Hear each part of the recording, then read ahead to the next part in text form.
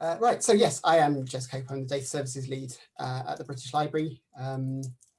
Been doing this research data thing for a little while at various universities before I moved to the British Library, including at Imperial, hi Henry, and at Bath, hi Nusrat.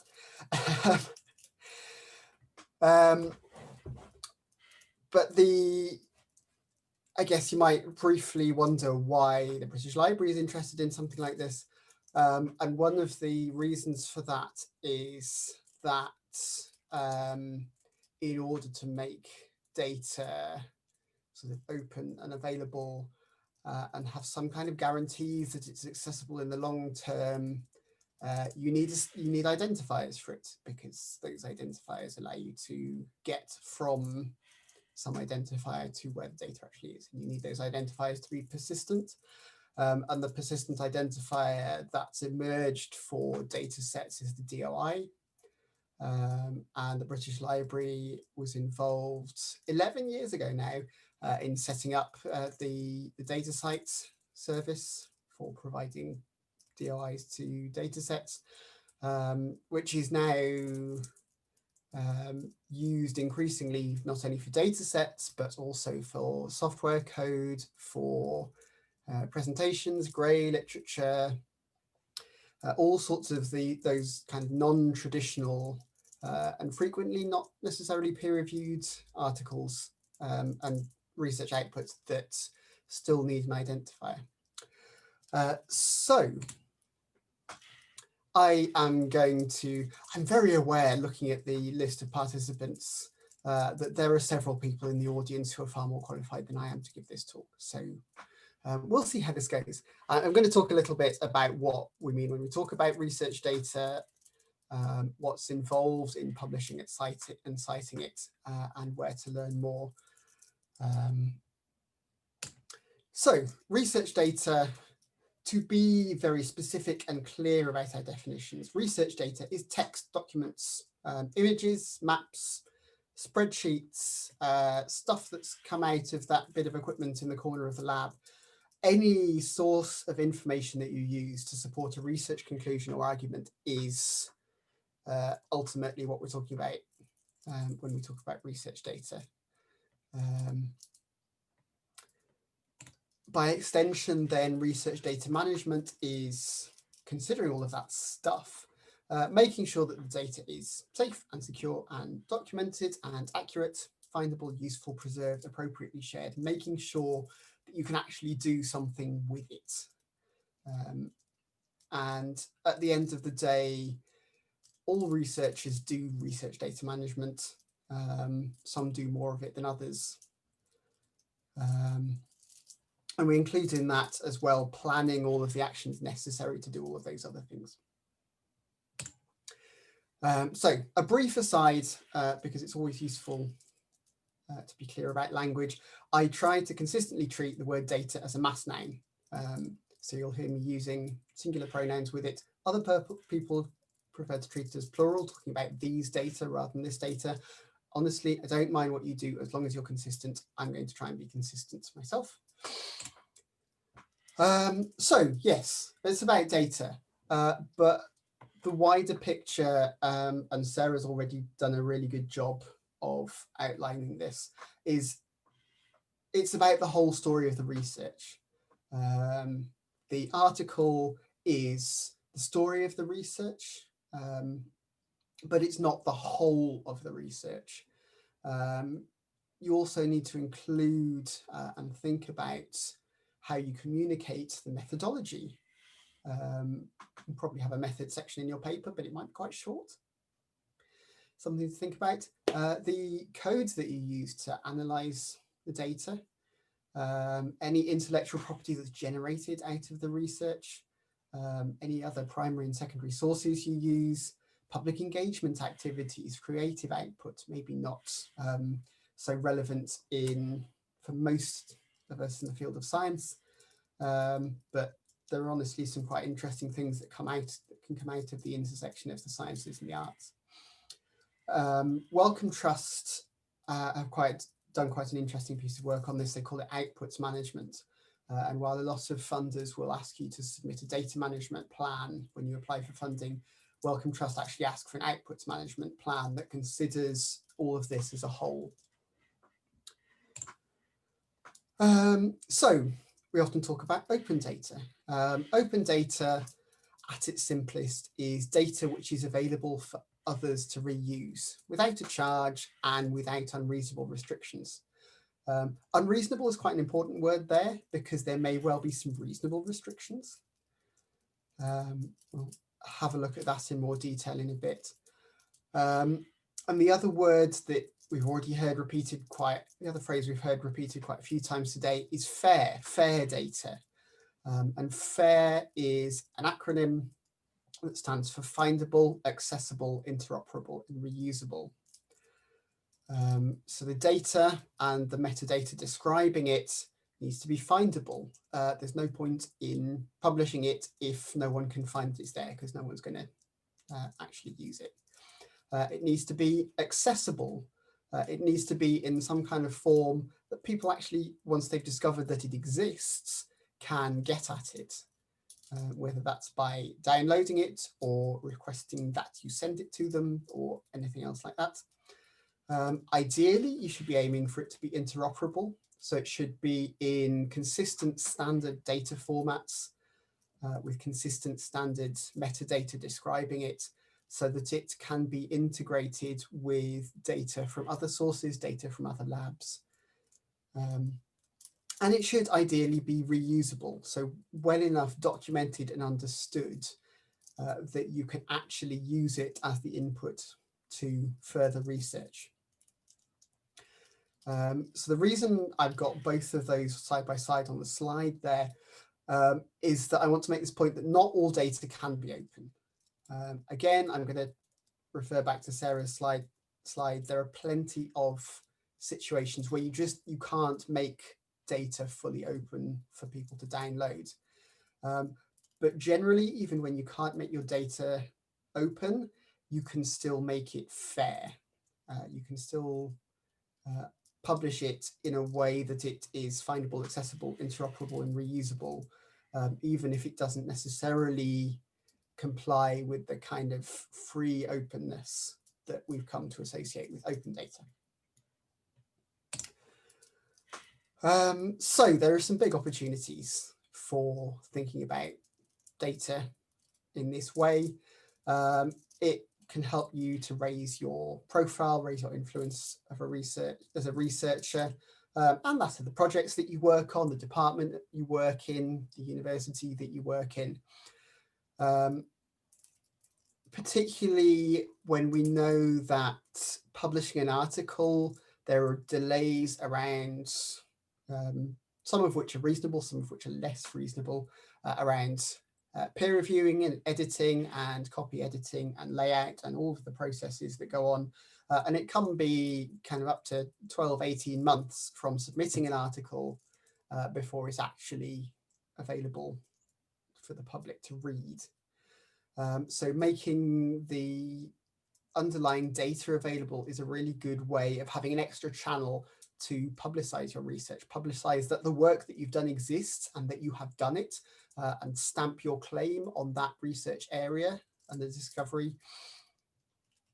And doing that in a rigorous and open way, so counterintuitively reduces the possibility of being scooped, because you can then say, hey, you've come along and you've claimed all the credit for this work that I had actually done and staked my claim to 6 months ago.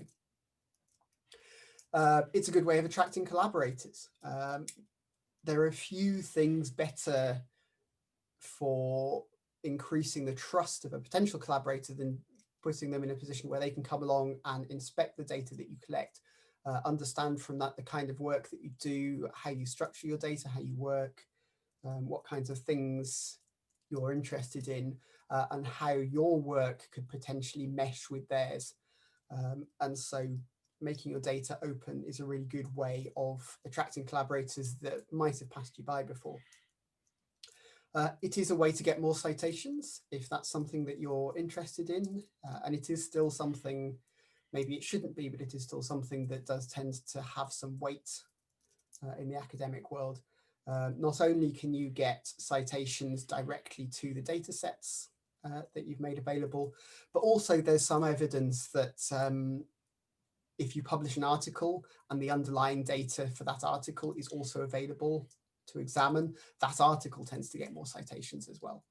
And the reasons behind that are fairly straightforward. If the data is available, then the conclusions in the article are easier to sort of challenge and probe, and therefore come out more trustworthy. And also it's more easy to build on that work with new research, which ultimately is what causes new papers to cite old papers.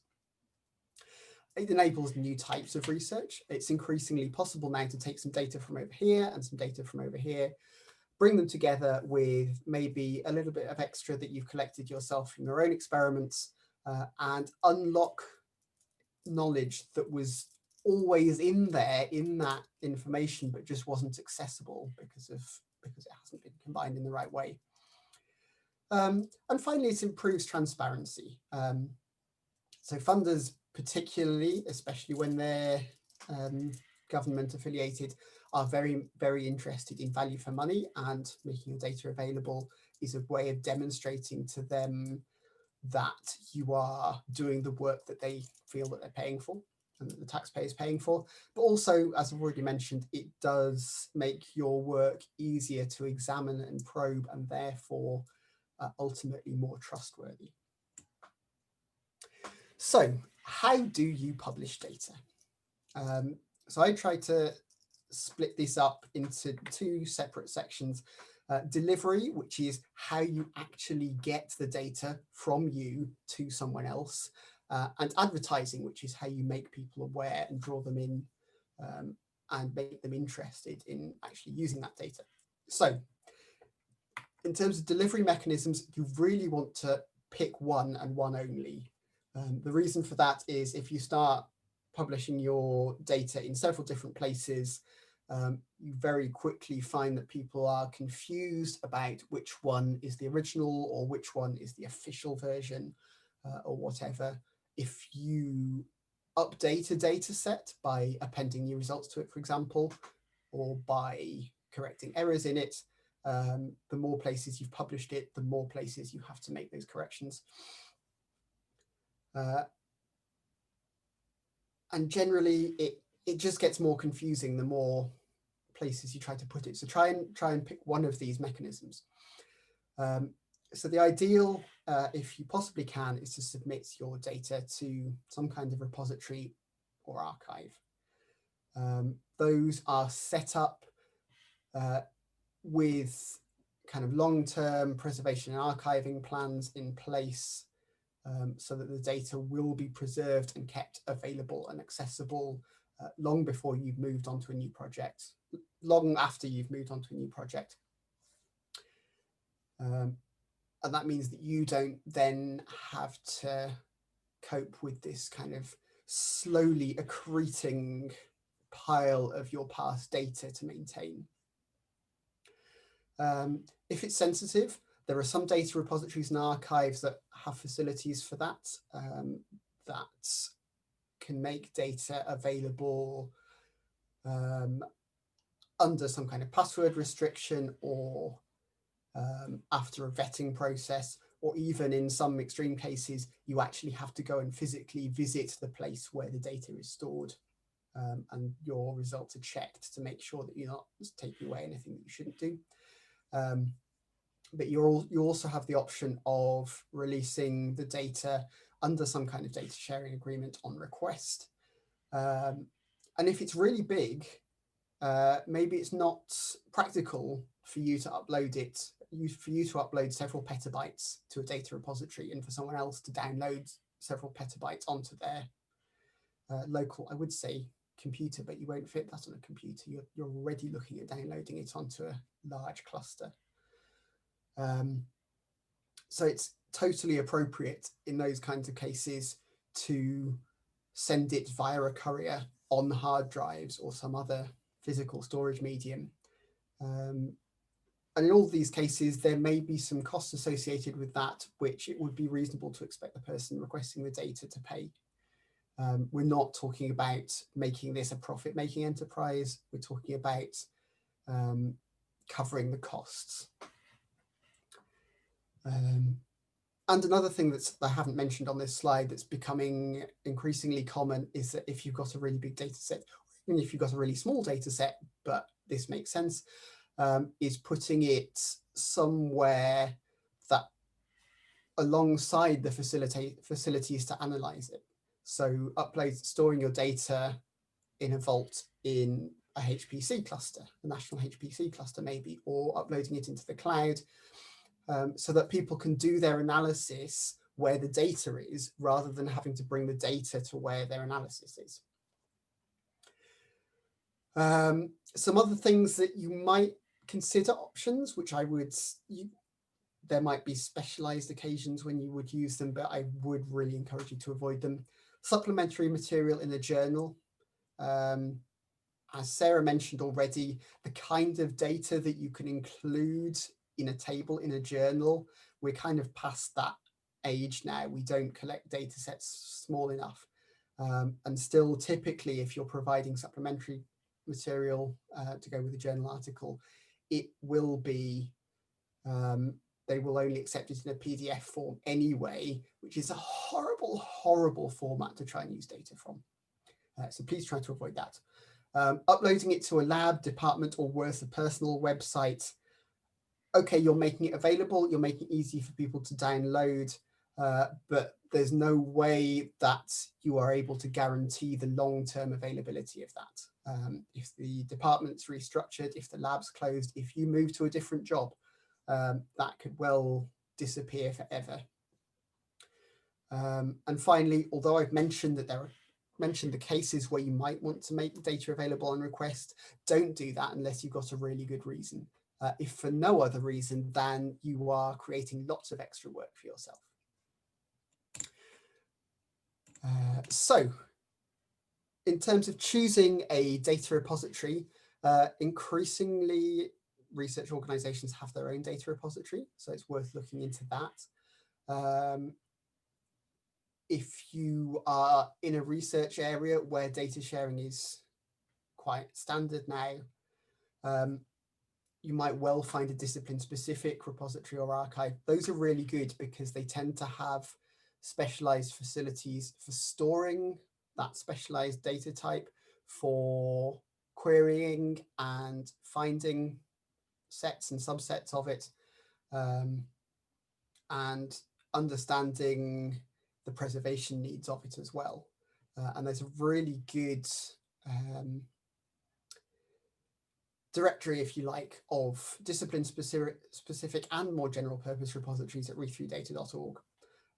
If you're lucky enough to work in a university that has a university library, ask a librarian for recommendations as well.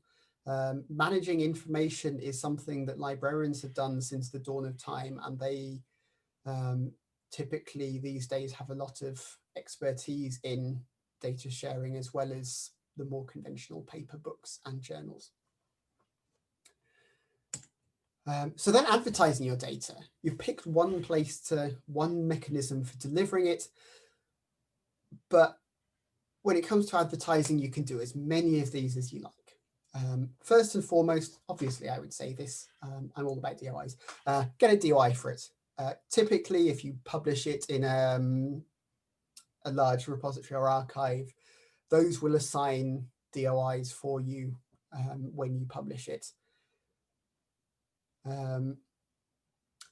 If you then write a paper about that data, which is quite likely, make sure that you cite your own data sets in your papers, or if you aren't able to cite them directly, include a data availability statement, which is just a short 1 or 2 sentences saying the data supporting the conclusions in this article are available from here. Publish a descriptor article. You're welcome, Sarah. That's an increasingly available method of advertising your data. And it's a nice way because it allows you to give a more human readable context to that data as well. Promote it at conferences, link it from your personal website. Don't upload it for download from your personal website, but by all means have a list of where you can get all your data sets from. Talk about it on social media. Any other ways you can think of getting it out there, that's great. And then finally, cite your data. And ultimately, if you've done all of that other stuff, or even some of it, this is fairly straightforward. Make sure you get a DOI. As I mentioned, most repositories or archives offer this. And follow your department or publisher's referencing guide. Most major referencing guides now include guidance on how to cite data sets. If you have and you use bibliographic database software, and you should, if you don't, it will make your life much easier. You can use that to generate the citation for your data set. Most of them now include a record type for data sets. Or if you've got a DOI, then you can go to this wonderful tool. It doesn't have to be a dataset DOI. Any DOI works with this tool. Go to citation.crosssite.org, paste in the DOI, choose your preferred referencing format from the several thousand that are available, and it'll generate a correctly formatted citation for you. And that's basically it. Some years ago, I would be talking more about different ways you could mention your data, but increasingly journal editors are accepting that a data set is a valid thing that you can cite. So if you can possibly do that, do it. So just as an example, this is what a dataset citation looks like. This is in the APA style. And it looks like any other citation that you would expect to see. You've got all of the key identifying information there. You've got the creators of it, John Borgie and Anna Van Gulik. You've got a publication date, so you know where it was from. You've got a title, so you can understand at a glance what the data is about. Some data sets do sort of evolve, and you'll find version numbers being assigned, which is useful. So then you want to make sure that you cite the specific version that you used. In APA style, you also flag up in square brackets that this is a data set. Dryad is the location. It's the publisher, if you like, of the data set.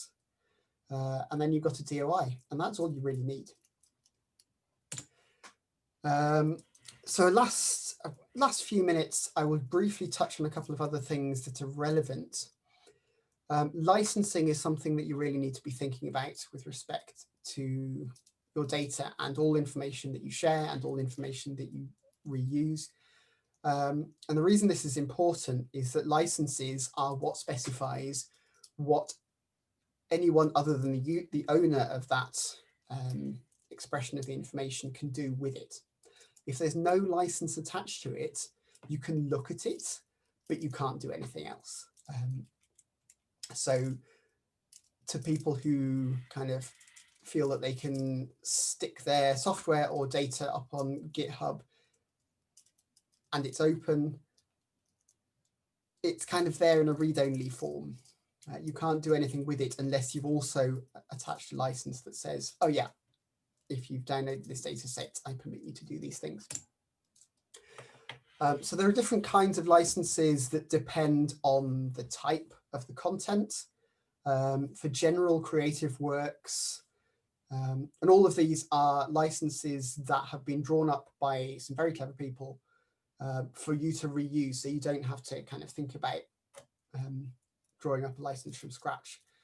And that's useful because it reduces the work you have to do, but it's also useful because other people coming along will recognize these licenses and will be able to see at a glance what they can do with that information rather than having to read the full text of it, which they probably should still do at some point. So for general creative works, there's a great suite of licenses from a collective called Creative Commons. For open data, there are the Open Data Commons licenses and also some open government licenses relevant. For open software specifically, there's the venerable GNU public license, MIT, BSD, Apache licenses. The reason software and data, it's important to use licenses that are specialized for those things is because they have kind of particular aspects that get legally very weird without being too specific if you try to use something a bit more general like a Creative Commons license. So then within those different types of license, there are some common types of restrictions and requirements that you'll see. The most common is attribution. So an attribution license says, if you reuse this, you must give me credit for it.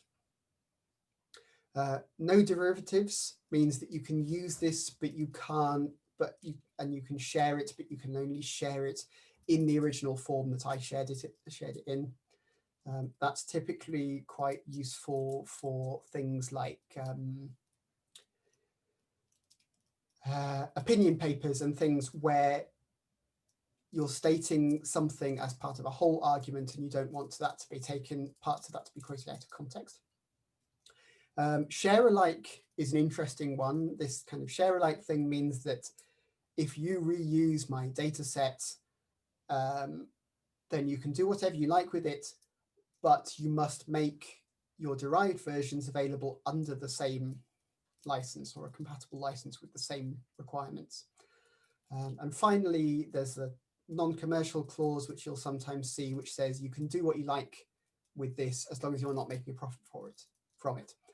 And for most academic research, I'd advise you to steer clear of that because there hasn't really been any test cases yet, and no one's really sure whether all academic research actually counts as non-commercial or not, because the sector's increasingly having to act like a profit-making business. So that's quite a whistle-stop tour. There's a whole load of other things that come into this umbrella of research data management that supports the end goal of publishing and sharing and preserving it. Particularly data management planning is something that's worth doing. And you can find some really good examples and some really good templates provided by the Digital Curation Centre. This is just the beginning. There's various online resources that you can use to learn more about this. Also look out for the training that your IT department and your library are providing. And that's me. Thank you very much for your attention.